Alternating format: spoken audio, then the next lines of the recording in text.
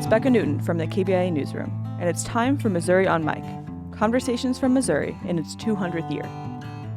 Mahree Skala spoke with us at the State Historical Society's bicentennial event in August.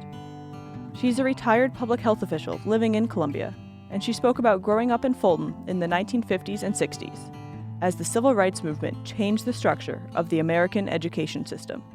Here's Mahree. My parents were Westerners who had moved to Callaway County to work, and they were shocked and horrified at the Jim Crow segregation system that was in effect at the time of my childhood in the 50s.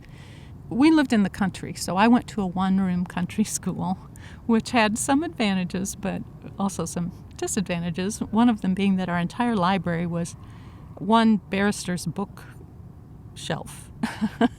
And it had a lot of books in it, but some of them were published in the early 1900s and still depicted plantation life as being a wonderful time when everyone was happy and the slaves were taken care of, etc. But fortunately, it also had a copy of Uncle Tom's Cabin. And reading that and talking with my parents helped me understand what I would not have understood otherwise. And actually, when I was in high school, I graduated in 1968. That was probably the least segregated space I've ever been in, because that was post Brown v. Board of Education.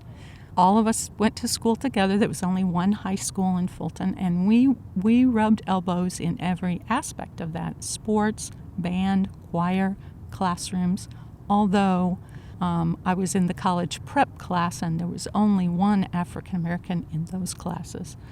There was no expectation that any of the African American students would go on to college. If they did, they had to do that completely on their own without help or support from the counselors or the people in charge at school.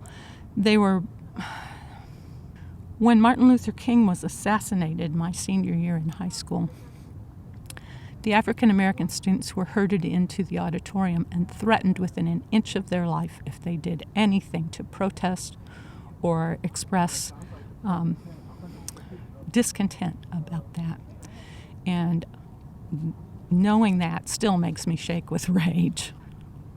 Obviously, the overt segregation days are over, but we still see the fruit of that even here in Columbia with residential segregation, the fact that whole areas of our town are built out with very, very expensive homes that are 98% owned by whites, and therefore the schools that serve those areas have only tiny fractions of minorities.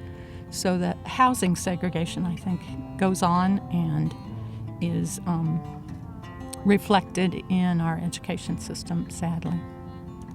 So I would like to see us get better at actually having dialogue and understanding different perspectives and gear our efforts toward a more equitable society. That was Mahree Skala, a public health official and Missouri native, speaking about growing up in Missouri during school integration in the 1950s.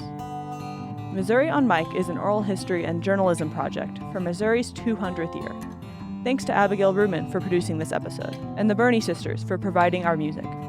For more conversations like these, visit kbia.org. I'm Becca Newton. Thanks for listening.